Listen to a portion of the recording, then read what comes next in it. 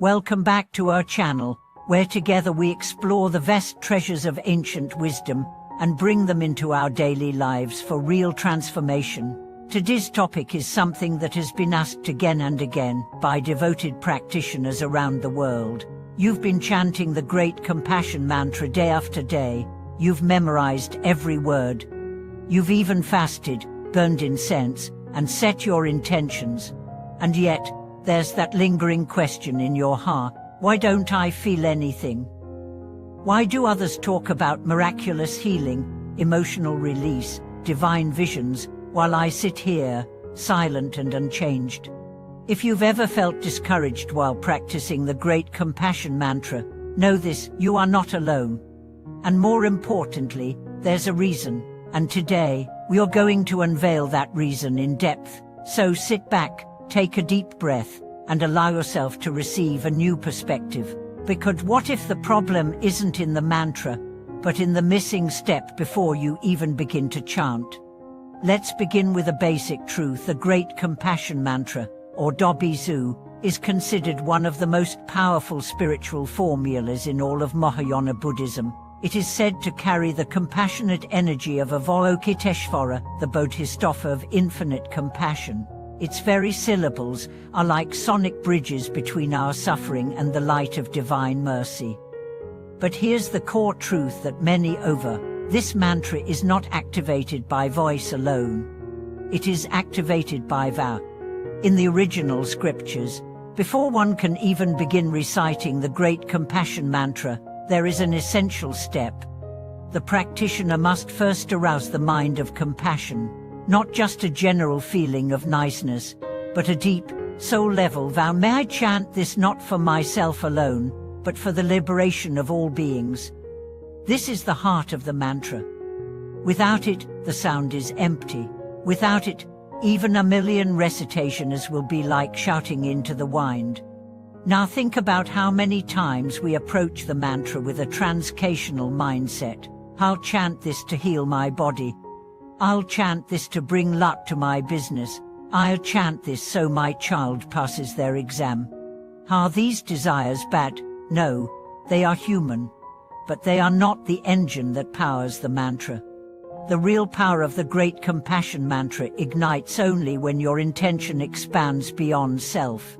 When you chant with the heart that says, "May all beings who are sick be healed, may all who suffer find peace, may even my enemies know joy," that's when the mantra begins to resonate. That's when its full frequency begins to move through your life like a river of light. Let's look at a real story to bring this to life. There was a young woman in Malaysia who had been suffering from chronic migraines for years. She tried everything from acupuncture to medication to diet changes. Nothing worked.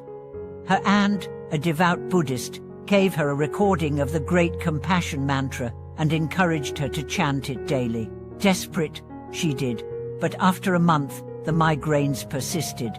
Then one night, she stumbled across a commentary on the mantra. It explained that before chanting, one must make a vow. She was struck. The next morning, before she began to chant, she sat in silence. She visualized every person she had ever seen in pain. She thought of the homeless, the elderly in hospitals, refugees, animals in slaughterhouses. Her heart cracked open. She whispered, "May this chanting bring them peace." Then she began. Within days, her migraines softened. Within weeks, they were gone. Her health was not the result of magic, but alignment. She had aligned her small suffering with the great river of compassion that runs through all existence. This is what so many miss. It's not the number of recitations, it's the depth of intention. The great compassion mantra is like a key, but the door it opens isn't external, it opens your heart. And if that heart is closed, the sound cannot reach the frequency needed to truly transform your life. So the missing step is vow. And it doesn't have to be complicated. It can be as simple as this: before I begin, offer this chant to the healing of every broken soul. Or, may my voice become a bridge for the voiceless.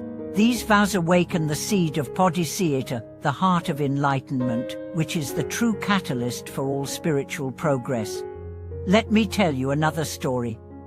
A man in Taiwan had been chanting the Great Compassion Mantra for over 10 years. He was meticulous, never missed a day, but still, he felt cold, empty, no insight, oh miracles.